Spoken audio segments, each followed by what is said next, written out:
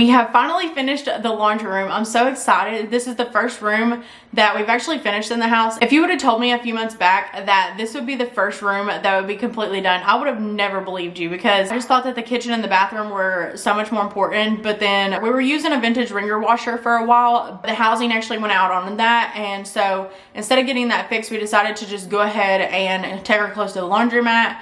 And then we started working on the laundry room up here because we knew it was going to be important. From what we found, this used to actually be a porch, and they eventually boxed it in and turned it into a laundry room. So it was all an afterthought. The very first time that I saw this laundry room, I loved it, but also I hated it immediately just because of the step-up platform. The front part of the laundry room in front of the washer and dryer also serves as a walkway into the third bedroom upstairs and to the bathroom. So we knew we needed to get rid of the platform. That was the first thing that I wanted to get rid of. So we knew from the beginning that we were going to be rebuilding this space. The floor was slanted really bad. It had a hard swag in the middle just because it was not supported. We have no idea how the washer and dryer did not collapse, because the platform that the washer and dryer sat on was just nailed around the exterior part of the platform. It was not supported in the middle. So we knew we had to tear down and rebuild the entire floor so that it could stand the test of time and it could also last along with the house. We do plan on this being our forever house, so we want to do things right this first time so that we don't have to go back in 10 years and fix all of our mistakes. So we tore out the old platform and put in new braces. We ended up having to rebuild the downstairs wall and put it on top of a brace also because it was not supported.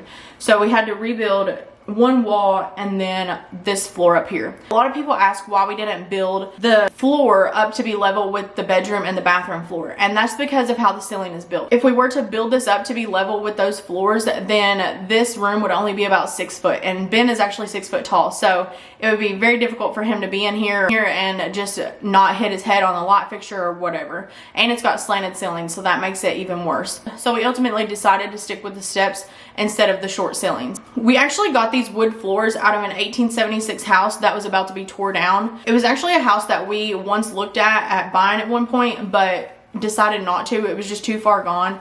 So we got in contact with the people that did buy it, and they were actually tearing the house down this spring, and we bought the material out of that house.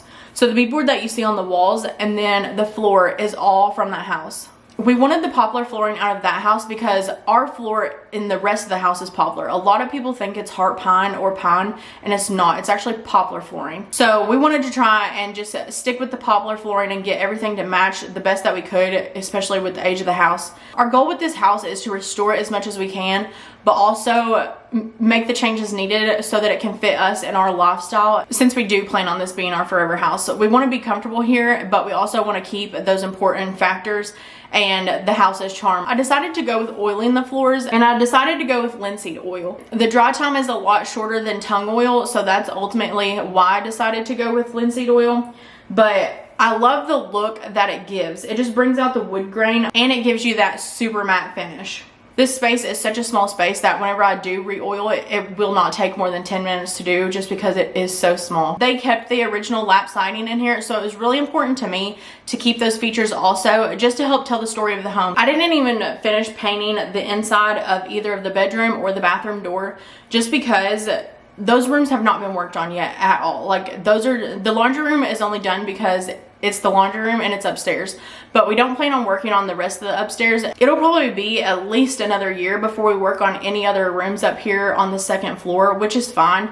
So the laundry room is the only room up here that's actually completely done, and the only one that we're focusing on working on right now. So I didn't do anything with either of the doorways and with the inside trim around the doors. The bathroom, we did the best we could. That room is not built the best, so because it was also part of the porch and they had to build it up so that they could put plumbing in between the 2 layers of floor. So we have a lot of work to do in there whenever we do renovate. I didn't do much with the door just because we do plan on figuring out something to make it function better, but that's ultimately why I didn't do anything else with the doorways. And plus the bedroom door, it's busted out, so that door actually has to be replaced. I just wanted to focus on the laundry room because I wasn't working on those areas right now, so that's why the doors are not refinished. We went back in with the basic boards as the trim because that's what was already here.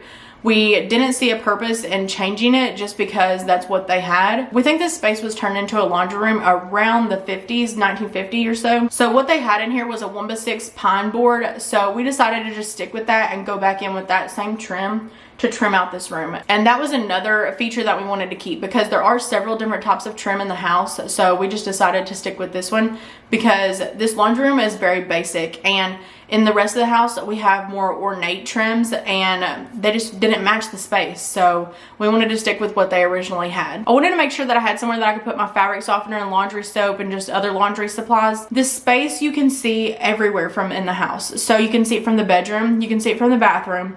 It's the main thing that you see as soon as you walk in the front door. Like if you look up the stairs, this is what you see. And if you're walking up the staircase of the main house, you see this from the second platform. So you see it immediately. It was important to me to keep it like at least as pretty as possible, like aesthetically pleasing. The shelf behind the washer and dryer, we ended up using the same boards that came from the 1876 house. They match the steps and the floor. So I just oiled those also so that I can clean them, wipe them off. I decided to use all these glass jars and stuff that I just like had in the addition. I cannot find half of the laundry stuff that I used to have, like the glass like drink dispensers. I used to use those for fabric softener and stuff, but I cannot find those, so I didn't want to buy them because I know they're in there somewhere. As we go through that stuff in the addition and pull more stuff out, I'm sure I'll find them and I'll replace these. But for now, this just works for us. I had some antique drying racks and stuff and we tried putting those in here, but they were just too big for this space. There was nowhere to set them up and it just didn't look right. I knew that I had this accordion peg rail thing in the addition, so I went in there and dug it out and I oiled it because just exactly how these tea towels and stuff like are hung over top of this, usually we hang like a shirt or something, so I can always just put it on a hanger and then hang it, or just hang it directly on the peg. We ended up putting this lamp in the corner just because I initially had plans of setting up like building a folding table. I already got the tabletop for it and stuff, but I don't know if I actually will use it because usually I don't stand here and fold the laundry. I usually take it to the bedroom or somewhere and just fold it on the bed. I honestly like the look of the lamp, but I cannot decide 100% what I want to do yet. So I told Ben that instead of building something and then not liking it, that I wanted to live with it like this for a little while until I could decide for sure what I wanted to do. So for now, we just have the lamp until I can figure out exactly what I want. This is the first room that we got done, and it feels so good to have at least one small room checked off the list. We still have an entire house left to renovate, so if you're not already, make sure you subscribe so you can stay up to date with all the renovations that we're doing in the house.